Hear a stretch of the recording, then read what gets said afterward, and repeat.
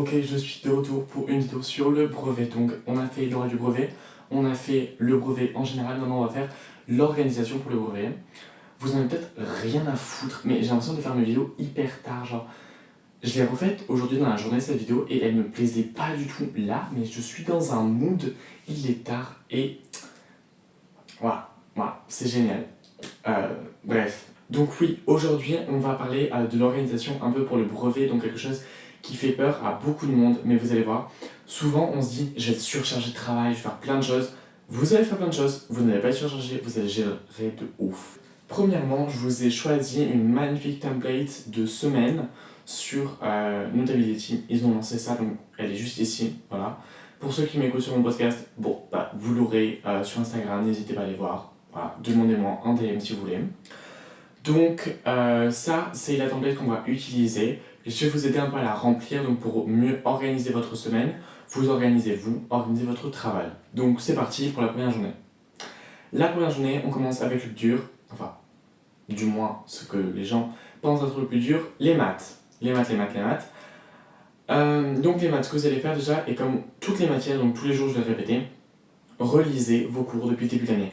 Que ce soit exercice, cours, fiches méthode, tout ce que votre prof vous a donné, relisez-le, surlignez ce que vous n'avez pas compris, cherchez ce que vous n'avez pas compris. Ça va permettre justement d'aller encore plus loin dans vos incompréhensions et de renforcer vos acquis et de vous rappeler un peu, de vous rafraîchir la mémoire. Voilà. Ensuite, ce que vous allez faire, c'est que vous allez regarder les vidéos d'Yvan Monka, si c'est pas déjà fait, et même si c'est déjà fait, vous pouvez le refaire. Je regardais beaucoup les vidéos d'Yvan Monka en troisième, et même avant le brevet, je l'ai fait. Donc, ce que j'ai fait, c'est que si vous allez dans playlist de Yvan Monka, vous descendez, et ensuite il y a troisième. Moi, j'ai regardé, je vous conseille de regarder toutes les vidéos de la playlist troisième. Il y a beaucoup de vidéos, je sais, ça peut faire peur. Ce que vous pouvez faire, c'est que vous mettez en vitesse 1,5. Par contre, si vous mettez en vitesse 1,5, vous éteignez votre téléphone, de manière générale, si vous travaillez, éteignez votre téléphone. Donc éteignez votre téléphone et vous êtes à 100% dedans. Ça ira plus vite, vous pourrez regarder plus de vidéos, vous serez plus concentré, du coup parce que vous serez obligé d'être concentré sinon vous êtes perdu. Et après, si à un moment donné, il y a un truc que vous ne comprenez pas trop, n'hésitez pas, ralentissez. Mais c'est bien, de manière générale, vraiment mes vidéos YouTube, je les regarde à fond. En anglais maintenant, genre, les gens ont des voix déformées tellement ça va vite, mais c'est pas grave. Ensuite, faites des exercices sur internet, sur Google, sur votre manuel, j'en mettrai dans la description bien évidemment. On vit à l'ère d'internet, donc autant en profiter, autant faire des exercices, autant vous entraîner, autant réussir. Et enfin, si vous avez fait des fiches de maths, bah allez-y, franchement, regardez-les, révisez-les, j'en ai fait plein. Je dois toutes les scanner, je le fais ce week-end, demain, dès que je me lève. Voilà. Et je vous les mets sur TikTok, donc n'hésitez pas vraiment, allez voir si vous n'en avez pas fait, même si vous en avez fait, voilà. Et j'aimerais dire un truc parce que normalement c'est pour le troisième jour, mais à propos de l'histoire, il y a une fiche de toutes les dates qui sont importantes, et sauf si vous en avez fait une, je vous la conseille, donc c'est un de mes TikTok pareil, qui a fait beaucoup de vues, entre 300 et 400 000, donc vous regardez les vues, vous regardez là, vous cliquez, c'est elle, fiche, avec toutes les dates d'histoire pour le brevet, c'est important, et le truc c'est que vous ne pouvez pas que la réviser pendant une journée, il faut que vous la révisiez tous les jours un petit peu, donc allez, on va dire 5 à 10 dates par jour, c'est pas énorme, mais du coup, chaque jour, vous allez en apprendre un peu pour pas tout apprendre d'un coup, ce qui paraît démotivant. Donc, même le lundi, même si ce n'est pas le jour de l'histoire, commencez à apprendre vos dates. Deuxième jour, le français. Le français, c'est une étape aussi longue que les maths, et justement l'une des plus longues. Premier truc qu'on fait, on relit son cours bien évidemment, on cherche ce qu'on n'a pas compris, et on peut approfondir son savoir avec School Move ou Afterclass. Donc c'est deux plateformes que je recommande et que je conseille justement. J'en ai déjà parlé sur le podcast parce que c'est des plateformes où il y a beaucoup de cours et il y a des exercices. Après, le truc c'est que si vous voulez vraiment du très bon cours, je vous conseille d'aller sur les deux. Franchement, les deux ont des bons cours. Afterclass, il y a plein de fiches, de notes, de trucs. Franchement, c'est bien fait. Et en fait, ce qui va changer, c'est au niveau des exercices. Afterclass, tous les exercices sont gratuits. Faire un compte, c'est gratuit. Vraiment, genre, tout est gratuit, c'est génial. Faut se faire un compte, par contre, pour le faire, je crois. Donc, voilà. Mais le truc, c'est que des fois, les exercices, ils sont un peu bizarres. En mode, ils reprennent des trucs de la leçon, mais des trucs qui font pas être posés en contrôle. Donc, Voilà. Et School Move, par contre, les exercices sont bien, franchement très très bien. Seul problème, au bout d'un moment, il te dit paye pour voir. Du coup, à vous de décider, vous faites un peu des deux, c'est ce que je faisais moi. Et puis, on balance, et ça passe crème. Et puis, pareil, si vous avez fait des fiches, révisez-les. J'en ai posté sur TikTok, enfin, je vais le faire. Donc, allez voir. Tous les soirs, je posterai des trucs pendant la semaine du brevet. Troisième jour, l'histoire. L'histoire, épreuve relativement longue, mais un peu court, franchement. Et une épreuve que j'ai trouvée assez simple, à partir du moment où vous connaissez des dates, que vous savez resituer. Première chose que vous faites, relecture. Deuxième chose que vous faites, des exercices. Euh, donc, niveau exercice, normalement vous avez un manuel d'histoire, vous pouvez aller regarder s'il n'y a pas des exercices dedans parce que en fait l'histoire c'est autant des dates que de l'étude de documents, c'est un mélange en fait entre les deux, il y a de l'étude de documents et aussi du savoir et donc si tu ne fais que étudier un document, ça s'arrête, tu vois ce que je veux dire? Il faut aller plus loin que ça, il faut reprendre tes cours et c'est là que tu comprends qu'il y a vraiment un lien avec les choses, etc. Et c'est comme ça qu'au brevet il faut faire. Donc moi je te conseille de t'entraîner. Ensuite, les dates, bien évidemment. Tu le fais le troisième jour, tu vas le faire toute la semaine, hein, je te promets. Et un brevet blanc. Voilà. Un brevet blanc, donc ce que vous pouvez faire, c'est que la relecture des exercices et les dates, vous le faites le matin. Le brevet blanc, vous le faites l'après-midi. Donc c'est chill. Parce qu'un brevet blanc d'histoire, c'est 2 heures, je crois. Donc franchement, c'est chill de ouf. Vous verrez, c'est facile, vous le faites. Vous pouvez en faire plusieurs, moi c'est ce que j'ai fait. Ça vous permet de vous mettre en condition. Donc mettez-vous en condition, encore une fois, allez voir votre famille, allez leur dire je fais un examen blanc pour me préparer à celui qui arrive très bientôt. Ne venez pas me déranger. Vous éteignez votre téléphone, vous mettez un minuteur et c'est parti, vous vous lancez dedans. Quatrième jour, la technologie. Cette année, c'est la technologie qui est tombée, je l'ai appris récemment. Donc, on commence par relire ses cours, ça y est, je pense que vous êtes habitués. On relit ses cours et on approfondit, donc des trucs qu'on n'a pas compris. Et même si on a compris, je te recommande d'aller sur YouTube. Parce que YouTube, je trouve ça assez ludique en fait comme moyen d'apprentissage, on peut prendre des notes en même temps, parce que lire tout le temps, moi personnellement ça me fait chier, voilà, clairement. School Move, Afterclass, mais je crois pas que sur Afterclass c'est de la technologie, peut-être même pas sur School Move, je sais pas, allez voir.